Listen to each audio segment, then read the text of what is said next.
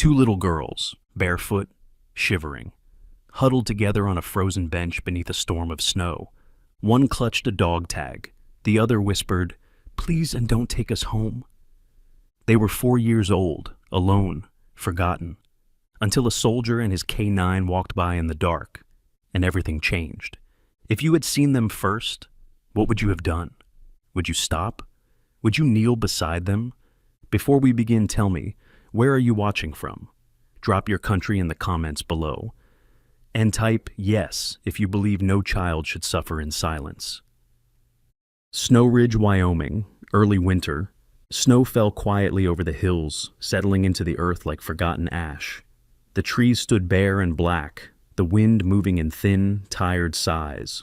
Liam Hunter walked with his head low, shoulders drawn beneath a thick army green jacket that had seen too many winters, both literal and otherwise.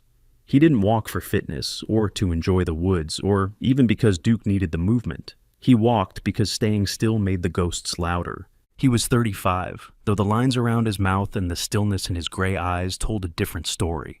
His hair was grown out longer than regulation, brown with a dusting of gray near the temples. The stubble on his jaw came not from style, but from exhaustion. His body moved like it knew the path by heart, even if his mind was far away. The trail curved along the edge of a dry creek bed, past the ruins of an old tool shed, and a rusted-out gate that led to nowhere. Duke stayed close, his paws barely making a sound on the packed snow. The German Shepherd was 6 years old, large-boned and lean, with a black and tan coat that gleamed under the pale moonlight. One of his ears had a permanent tilt from an old injury, and the faint scar along his back leg told stories Liam didn't speak aloud. They walked in silence, man and dog, like they did most nights. Liam didn't need music, didn't want voices, just the wind, just Duke, just the snow. Tonight, though, something itched at the base of his skull, the kind of itch he used to feel before an ambush, back in places where the sand burned and the air reeked of smoke. He tried to ignore it, pushing forward, but Duke's posture shifted. His ears twitched, his steps slowed. "Easy," Liam muttered, voice hoarse from disuse. "It's probably a fox." But Duke stopped cold, his nose lifted, muscles rigid. Liam followed his gaze down toward the base of a slope, where a derelict bus stop stood crooked under the weight of years and weather. At first he saw nothing, just shadows and snow. But then, movement, a sound, a whimper. Liam's chest tightened. Beneath the bench, two small shapes, curled, still, a flicker of red fabric. He took a half step forward before instinct pulled him back. He had rules, no involvement, no calls, no attachments. He wasn't stable. He wasn't right. Even Duke, trained, loyal Duke, still jolted at fireworks. Liam knew better than to let himself become anyone's savior. He'd tried that before, and someone else had died in his place.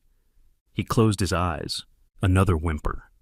This time, a voice, so faint it could have been the wind. "Please!" His jaw clenched. His boots shifted in the snow.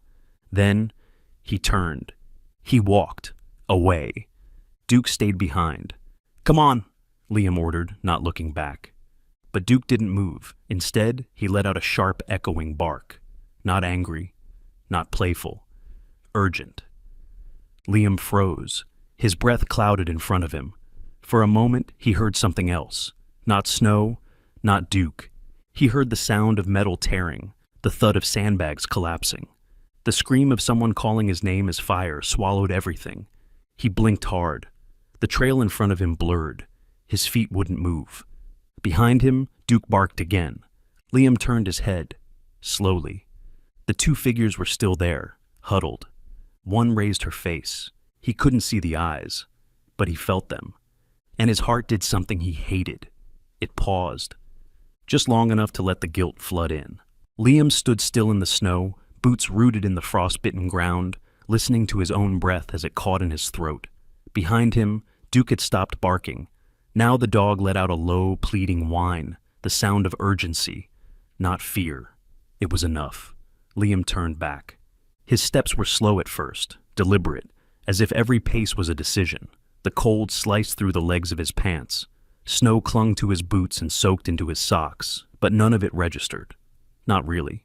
Not more than the image of two small shapes curled beneath that rotting bench, as still as shadows, except for a tremble in one shoulder, a twitch in a tiny hand. As he reached them again, he crouched low, careful not to move too fast. "Hey," he said softly, his voice rough and strained, like a man trying to remember how to be gentle. "It's all right now. You're not alone." One of the girls flinched but didn't look up. The other shifted, lifting her face just enough for the moonlight to catch on her features.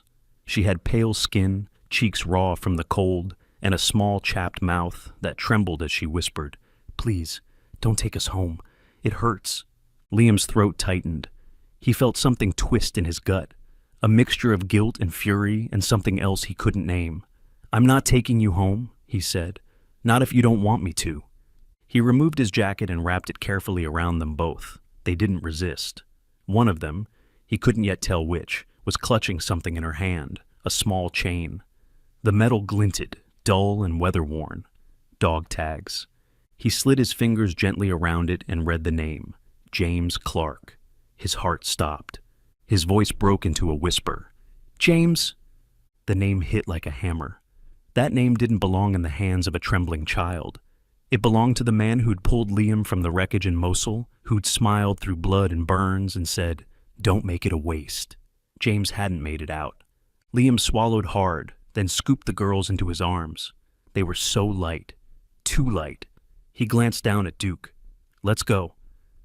Back on the trail, the snow began to fall heavier. The cabin wasn't far, barely 15 minutes, but the wind had picked up, gnawing at the exposed skin on Liam's neck and face. He moved steadily, keeping the girls close, shielding their heads with his arms. Duke stayed close at his side, occasionally nudging Liam's leg, as if to say, "Faster." The cabin came into view. A squat wooden structure tucked into the trees. Smoke no longer came from the chimney. Liam hadn't bothered to light the fire that day. But now, urgency made his hands work fast. He kicked open the door, carried the girls to the couch, and lowered them gently onto the worn cushions. Inside, the air was cold, stale with unwashed clothes and wood dust, but it was dry. He flipped the old switch on the wall. Nothing. The power had gone out with the storm. He moved quickly to the fireplace, stacked kindling with shaking hands, and struck a match. The flame lit the room in flickering amber. Duke lay down beside the couch without command, positioning his body against the children's legs. One of the girls, eyes wide, reached out and buried her fingers into his fur. Liam watched silently, then picked up the cordless phone and dialed 911. The line clicked, crackled. A tired voice came on. "This is emergency services. What's your location?" "Liam Hunter. I found 2 kids, girls, around 4 years old, maybe younger. I don't know their names. I found them outside, alone." "Location?" "Just off Hollow Pine Trail, my cabin." There was a pause. "We're tracking a blizzard in that sector. Closest response team is grounded. You'll need to keep them safe until morning." "Can you send someone once the road clears?" "We'll dispatch first light. Keep them warm. Do not attempt to travel." Liam hung up and sat back on the floor, running a hand through his hair. The fire crackled louder. The girls were still silent. One had fallen asleep, her body curled into Duke's side. The other sat up, watching Liam, unblinking. He offered a cup of water from the thermos he kept by the door. She didn't take it. But when Duke nudged it with his nose, she reached slowly and sipped. He noticed a bruise at her temple. Faded, but deep. She didn't flinch when she moved. "What's your name?" Liam asked softly. She didn't answer. "Where's your mom?" Still nothing. "Your dad?" She looked down, murmured something he almost missed. "He gets mad when we talk to people." Liam stared at the fire for a long time, letting her words settle. Duke shifted, exhaled loudly through his nose. The girl tightened her grip on the dog tag. Liam reached over, brushing dirt from the chain. "James," he whispered again, then spoke aloud, mostly to himself. "You had kids." He felt the weight of that like a blow. The man who died so he could live had daughters. And they were here, alone, in the snow, in his arms. His breath stilled. He looked at the girls again, one sleeping, the other staring into the flame, face expressionless. Liam pulled the blanket from the foot of the bed, covered both children carefully. Then he sat back on the floor beside Duke. The fire glowed orange against their faces. Somewhere outside, the wind howled against the shutters. He didn't know what tomorrow would bring, but for now, he wouldn't let them be alone. Not again. The dawn over Snow Ridge came not with sunlight, but with a softer kind of gray, the kind that blurred the trees into ghosts and turned the sky into gauze.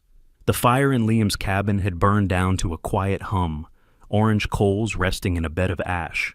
Outside, the snow was no longer falling, but the storm had left behind a hush so deep even the creak of the walls felt intrusive.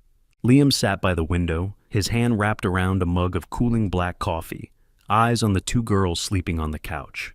One had kicked off her corner of the blanket in the night, and Duke, ever alert, had nudged it back over her legs with his nose before curling up again at their feet. The girls hadn't said much since the night before, just their names, Chloe and Clara, softly whispered before they drifted into exhausted sleep. But Liam couldn't stop looking at the dog tag one of them still clutched, James Clark. He didn't need time to be sure. He had only known one James Clark. Liam hadn't moved much since sunrise, unsure of what the next step was supposed to be. All he knew was that help had to come soon. He wasn't a guardian. He was just a broken man in a wooden box with too many ghosts and a good dog.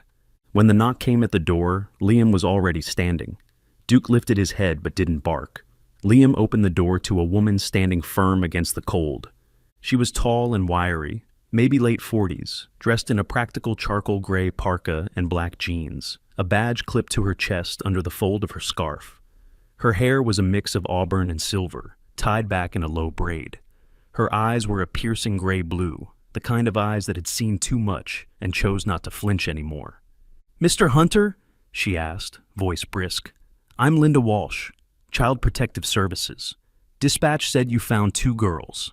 Liam stepped back and opened the door wider. "They're inside, warm, sleeping. Come in." She nodded once, stepped inside, and looked around quickly. Her gaze was trained, not suspicious, just precise. She noted the fire, the food on the counter, the coat hung near the door, the dog calmly watching her from beside the couch. "They were out in the snow?" she asked. Under a bench at the Hollow Pine bus stop, no shoes, one jacket between them, Linda set down her clipboard and moved to the couch, kneeling beside the sleeping girls. When she gently lifted the blanket, Liam saw the way her shoulders stiffened. Bruises were visible on Chloe's arms, yellowing and deep, and Clara had faint red splotches around her neck and down one side. "These aren't from one night," Linda said grimly. Liam rubbed his jaw. "I figured." He crossed to the entryway and picked up the canvas bag they'd carried, muddy, torn, its zipper nearly broken. He placed it on the table and opened it for her. "Didn't go through this last night. I was more focused on keeping them alive." Inside were broken crayons, half a granola bar, a threadbare pair of socks, and a small plastic bottle with a rusted lid. Linda picked it up, opened it carefully, then immediately winced and turned her face. Paint solvent, industrial. This shouldn't be anywhere near kids. "There's more," Liam said. "Rashes, the way they flinch, and one of them," she said something. Linda looked up. "What did she say?" "Don't take us home. It hurts." Linda's expression changed, not softened exactly, but tightened, her jaw set. She didn't ask why Liam remembered those words so clearly. "I called 911 last night. They told me no one could come out until the roads cleared." "I know. I got the dispatch this morning and left as soon as I could." Liam hesitated, then finally said what had been sitting on his chest since dawn. "I need your help, Linda. I'm not the guy to handle this. I'm not even sure I should have brought them here. But when I found them—" "You did the right thing," she said, cutting him off gently. "You kept them alive." He nodded, almost ashamed. "But I don't know what to do now." Linda didn't answer immediately. She rose from her kneeling position, brushed snow from her pant leg, and looked him squarely in the eyes. "Then you keep doing what you did last night. Protect them until I get them somewhere safe. We're taking them to the hospital. I've got tire chains. My Jeep can make it." Liam's eyes shifted toward the couch. "I'm coming with you." "Not required," she said, matter of fact. "I know, still coming." Linda studied him for a second longer, then gave a small, approving nod. "Suit up. We leave in 5. The ride to Snow Ridge Regional Medical Center was slow and uneven, tires crunching over ruts and patches of ice. The girls were quiet in the back seat, still wrapped in Liam's jacket.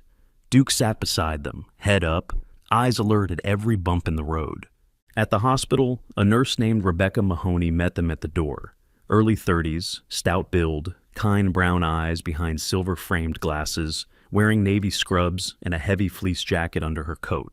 She'd been on call most of the night and looked it, but her hands were steady and her voice was calm. "Pediatrics is prepped," she told Linda. "We'll do full vitals, blood work, trauma exam." Linda handed over her intake notes. Possible chemical exposure, visible bruising, both underweight. Liam stayed just outside the exam room while the girls were examined. Duke paced near the door, growling low each time a staff member passed too close. Linda finally joined Liam in the hallway. Her face was unreadable. "One of them still had this," she said, holding up the dog tag. Liam took it from her with reverence. The name was faded but clear. James Clark. "He was your friend?" she asked. Liam looked down.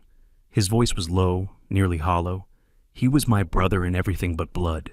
He died saving me." Linda's expression shifted. "Then those girls? They're his?" He nodded once. "Yeah, they are." The hospital room was quiet, save for the soft beeping of the monitor and the rustle of a blanket being tucked in. Snow Ridge Regional, though small, had given Chloe and Clara a private space with a view of the mountains, white peaks stretching against the pale blue sky like forgotten gods. The snow had finally stopped.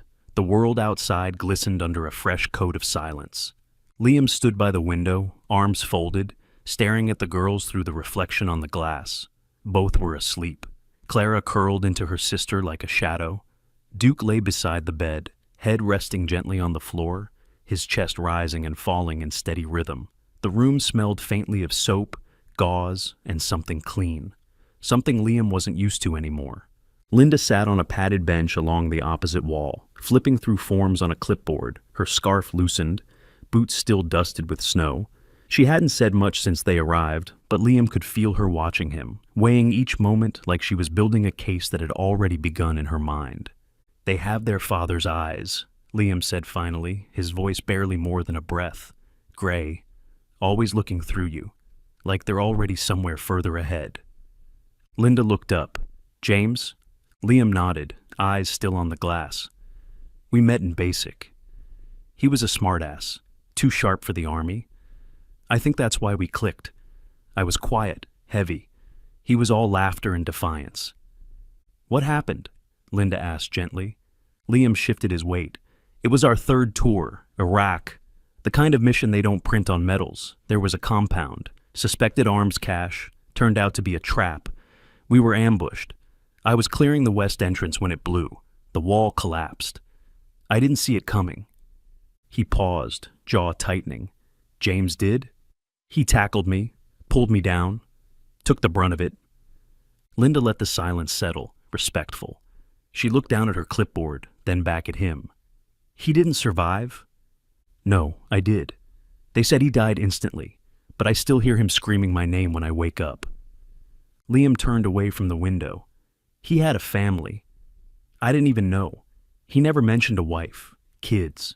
Maybe he thought it made him vulnerable, or maybe I just never asked. Linda set the clipboard aside. They lost him, and then they got left behind. Liam exhaled, the air feeling too heavy for his lungs. "There's more." He pulled the dog tag from his coat pocket and handed it to her again. "She had this, clutched so tight her fingers were white. I didn't say anything in front of them, but it's his. I would have known it anywhere." Linda turned it over in her fingers. "James Clark, U.S. Army, blood type, serial number. It's authentic." "I don't know how they ended up like this," Liam said, "but something's not right. Someone let them slip through every crack." "I agree," Linda replied. "That rash wasn't just neglect. It was exposure. The chemical bottle in their bag? That's the kind of solvent used in warehouses or industrial sites." She stood and crossed to the girl's bedside, checking Chloe's IV line. "And the bruises? Those weren't all accidents. Someone's been ignoring them, at best. At worst." Her voice trailed off. Liam nodded grimly. "I've seen enough broken bones and covered up stories to recognize the look." Linda moved toward the door, her tone sharpening. After James died, his wife, Marissa Clark, disappeared. I checked the system. No record of her in recent medical files. No public school enrollment for the girls. It's like they vanished. Could be grief, Liam offered. Or coercion, Linda replied.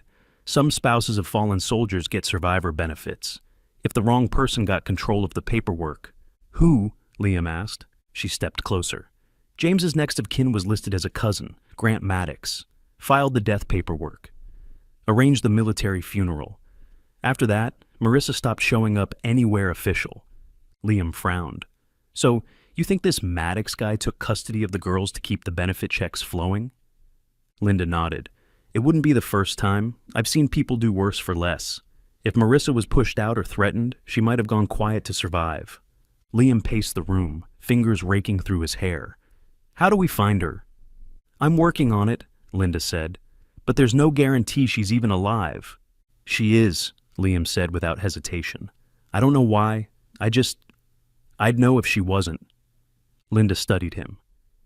And what will you do if you find her? Liam didn't answer right away. Then, whatever James would have done. The scent of hospital antiseptic still clung to Linda's coat as she sat at her cluttered desk in the CPS office, a small room tucked in the corner of the county services building in Snow Ridge. A paper cup of half-cold coffee steamed beside her elbow, untouched. Her laptop screen glowed with the dim light of years-old records, forgotten complaints, unopened letters, and one name repeated more than once. Marissa Clark.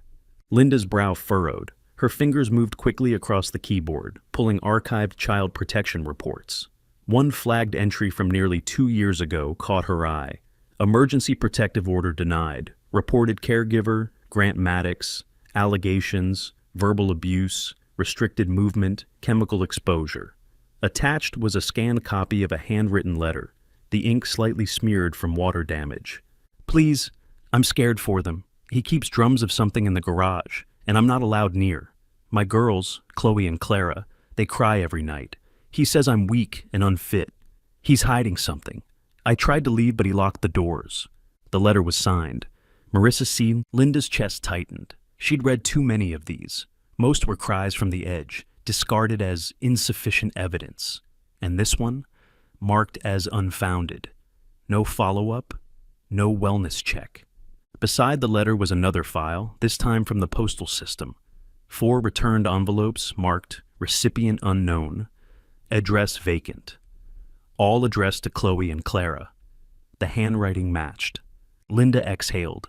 She never stopped trying. She pulled out her cell phone and dialed the office's background trace line. After a few minutes and a patient wait on hold, she got a hit. Marissa Clark, recently listed as part-time staff at a diner in Livingston, Montana, working under her maiden name, Marissa Halley. Without hesitating, Linda pulled on her coat and grabbed her keys. Before leaving, she typed a quick message to Liam. Found her, heading out. I'll call if it's real. The diner was a squat, roadside place just off the highway. A blinking neon sign read, Penny's Grill. Inside, it smelled of frying oil, dish soap, and old vinyl booths.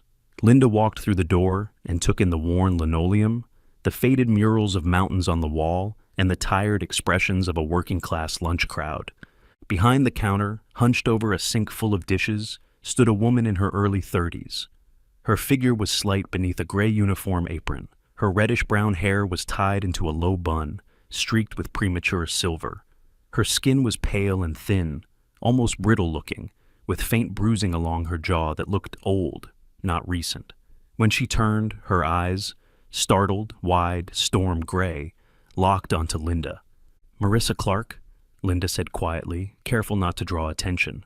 The woman froze, shoulders tense. I go by Haley now. I'm not here to cause trouble, Linda said. I work with Child Protective Services in Snow Ridge. Marissa's breath caught. Are they okay? Linda softened. They're safe. They're with us. The plate Marissa was holding slipped back into the sink with a splash. She braced herself on the counter. I didn't know if they were still alive. I sent letters. I begged the court. He said if I showed up again, he'd say I abandoned them. Linda motioned for them to step outside.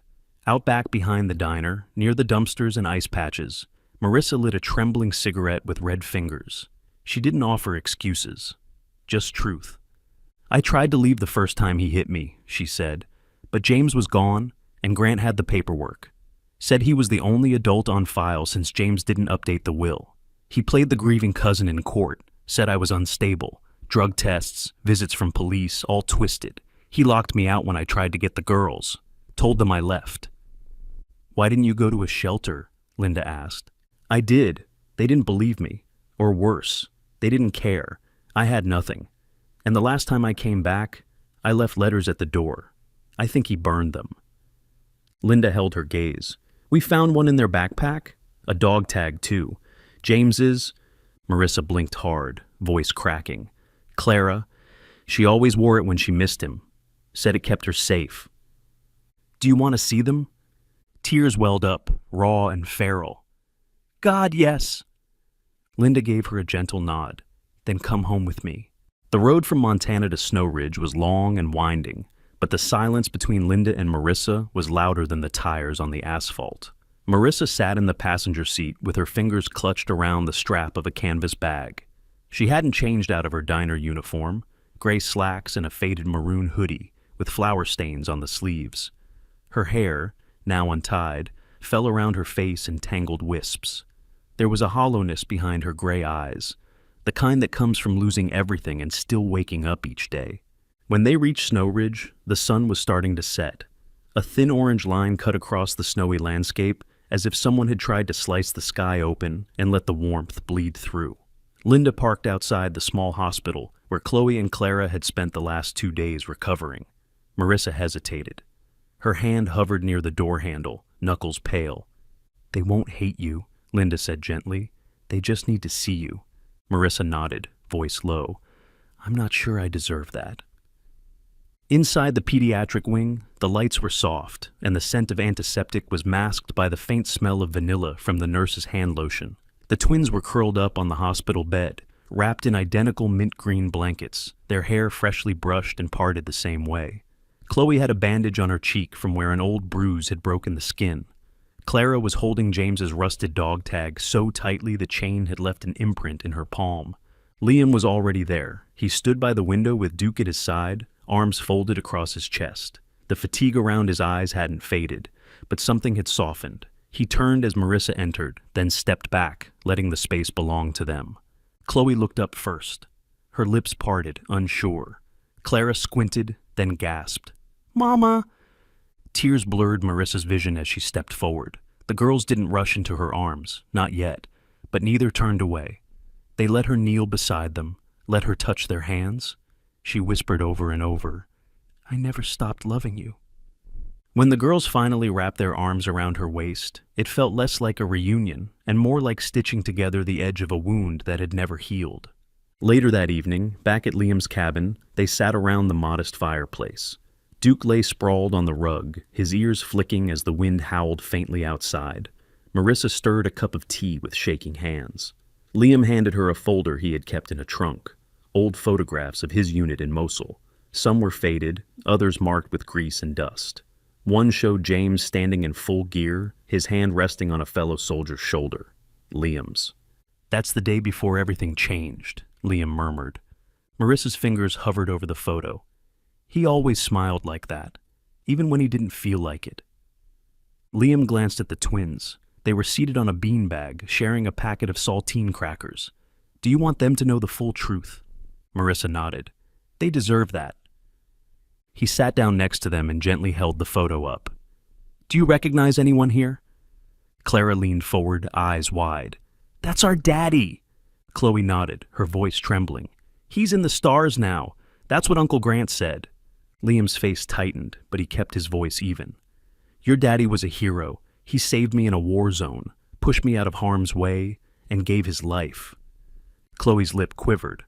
Uncle Grant said he wasn't special. Marissa's hands clenched. Grant told them that? Liam nodded slowly. They need to hear the truth from you now. Marissa took a long breath and began. After your daddy passed, Uncle Grant moved into our home. He said he'd help us, keep us safe, but it wasn't long before things changed. She paused. The words were sharp on her tongue. He kept all your letters from me, took the money meant for you. He said if I went to court, he'd twist it all, make me look crazy, make people believe James didn't want me to raise you.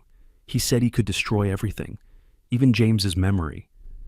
The girls were silent. Duke lifted his head, sensing the shift in the room. I wanted to come back for you, Marissa said, voice cracking, but I didn't know how. I was scared and alone. Liam broke the heavy silence. But she's here now, and no one's taking you away again. Marissa reached into her bag and pulled out 2 soft wool scarves, pink and purple. I knitted these the first winter after everything. I didn't know if your necks had grown. I just hoped. The girls took them, one in each hand, and wrapped them tightly around their collars. Chloe looked up at Liam. Will you still be here too? He blinked. You want me to? They nodded. Clara whispered, Duke makes us feel safe. A flicker of warmth passed between the soldier and the woman who had once stood at a different kind of battlefield. The courthouse in Casper, Wyoming, was a tall, square building that had seen more winters than the paint on its doors could remember. Snow was piled against its brick steps, melting slowly beneath salt and footprints. Inside, the air smelled of old wood and legal paper, dry, sterile, and tense. Marissa stood just inside the lobby, gripping her coat tightly around her. She wore a simple navy blouse and black slacks that didn't quite fit her frame, borrowed from the church thrift shop in town. Her dark blonde hair was pinned back neatly, and though her hands trembled, her eyes held something new, a flicker of steel. Beside her stood Linda, a folder in hand stuffed with evidence, forms, photos, and the truth. Liam arrived a few minutes later, dressed in the olive green dress uniform he hadn't worn since his last deployment. The jacket fit tighter now, his shoulders broader, his posture a little more burdened. He had shaved for the first time in weeks, but the sharpness of his jaw only made the weariness in his eyes more visible. Duke walked beside him, black and tan coat brushed and shining, tail tucked, and demeanor calm but alert. The court had granted him service animal access. Not a soul questioned it. Are you ready? Linda asked quietly, flipping through the last of the papers. No, Liam replied honestly, but I'm here. Inside courtroom B3, the bench was polished, the flags dusted, and the judge, an older woman named Judge Evelyn Hart, peered down through silver-rimmed glasses, her dark brown hair tied in a tight bun. She was known for her no-nonsense demeanor and for listening before judging. Grant Maddox was already seated, his lawyer whispering in his ear. Grant wore a pressed flannel and slacks, his thinning gray-blonde hair combed to the side. His eyes flicked toward Marissa and the girls, then narrowed when he saw Liam in uniform. His smirk, faint but bitter, lingered. The hearing began. Linda approached the bench and presented the documents. James Clark's military death certificate, the original custody paperwork forged by Grant under the pretense of temporary guardianship, photographs of bruises on Chloe and Clara's arms, and the sealed lab results showing traces of harmful cleaning agents in their shared bedroom. There were also copies of letters Marissa had sent, returned unopened, and statements from social workers who'd been denied access to the house. Then it was Liam's turn. He stepped forward with heavy boots that echoed too loudly on the hardwood floor. Standing tall but clearly nervous, he removed his cap and looked at the judge. My name is Liam Hunter, he began. I served with Sergeant James Clark in Iraq. He died saving my life. He paused, his throat tightening. Duke let out a quiet huff at his side. I've spent every day since trying to figure out why it wasn't me instead of him. What I've learned, what James taught me, is that life isn't about fairness. It's about honor. He reached into his jacket and unfolded a small worn piece of paper. This is my unit's oath to one another. I wrote this part for James. He read it aloud. If my brother falls, I carry him in my breath, in my blood, and in every step I take beyond the place he died. His name will not be used for gain. His children will not suffer alone. His memory will not fade beneath a lie. The room was silent. Even Judge Hart blinked slowly, processing the weight behind those words. Liam stepped back, face pale, fingers trembling. But in the back of the room, Chloe and Clara stood holding hands in matching cardigans, each clutching one end of their father's dog tag. Then Marissa was called. She gave her testimony calmly, firmly. She spoke of the threats, the manipulation, how Grant had turned her away from her own home, how she had found part-time work just to afford postage for letters she feared would never be read. Grant's lawyer attempted to dismiss it all as family miscommunication and emotional overreactions. But the photos told a different story. So did the traces of corrosive chemicals. And so did the girls, who, when asked if they felt safe at their old home, both shook their heads without hesitation. After an hour-long recess, Judge Hart returned with her decision. In light of the presented evidence, it is the court's ruling that temporary full custody of Chloe and Clara Clark be returned to their biological mother, Marissa Clark, effective immediately. The court will initiate an investigation into Mr. Grant Maddox's conduct and guardianship filings. This ruling is made in the best interest of the children. Marissa broke into tears. Linda's hand found hers. Liam exhaled for the first time in what felt like years. Grant stood, mouth tight, but said nothing. His attorney whispered urgently, but the man turned and walked out, shoulders hunched, defeated. Outside, the wind had picked up again. Snowflakes fell thick and fast. Marissa crouched before her daughters, now finally hers again, and said, "Let's go home." But Chloe looked up at Liam and whispered, "Can Duke come too?" Liam chuckled. He wouldn't have it any other way. The snow had melted in slow, reluctant patches, retreating from the forest floor, as if unsure whether to give way to spring. Pines no longer drooped under the weight of frost, and the narrow path leading to the little cottage on the edge of the woods was now lined with early wildflowers, purple aster, yellow cinquefoil, and the occasional brave tulip poking out beside tree roots. It had been 2 months since the courtroom verdict, and the rhythm of life had shifted gently. Marissa and her daughters now lived in a rented, single-story wooden cabin painted in faded teal. It wasn't much, but it was warm, and it was theirs. There were still nights when Marissa jolted awake, half expecting a knock on the door from the past. But more and more often, she would rise to the sound of giggles in the next room, or the soft scratching of colored pencils against paper. Marissa stood 5'6", her once slouched shoulders now slowly pulling back with each week of safety. Her skin, once pallid from stress and cold kitchens, had taken on a healthy glow again. She had let her hair down. It was shoulder length, streaked with natural blonde and cinnamon, and often tucked behind her ears with old barrettes the girls found in thrift store jars. When she spoke now, her voice no longer trembled. She had become a quiet, gentle presence, resilient and tenderly fierce when it came to her daughters. Chloe and Clara thrived in the stillness of the woods. They were no longer shadows in coats too thin. The twins, now 5, spent their mornings feeding birds on the porch, and their afternoons learning to write with oversized pencils, always near a window, always near each other. Chloe was more curious, the kind to tilt her head and ask questions with big eyes and soft murmurs. Clara was the bolder one, the protector, often holding her sister's hand as they ventured outside. They still shared a bed at night, curled into each other, but no longer out of fear, just habit and love. Liam visited once a week. He and Duke would walk the trail through the woods, Liam in his worn flannel and weathered jeans, Duke trotting ahead like a sentinel of peace. Duke, the 7-year-old German shepherd, still bore the faint scar on his hind leg from an old mission, barely visible now beneath his thick black and tan coat. He had become a local favorite in the small community, known for nudging children's hands with his nose and lying patiently beneath cafe tables. On one particular afternoon, the sun cast long gold ribbons through the forest, and Liam knocked gently on the door of the cottage.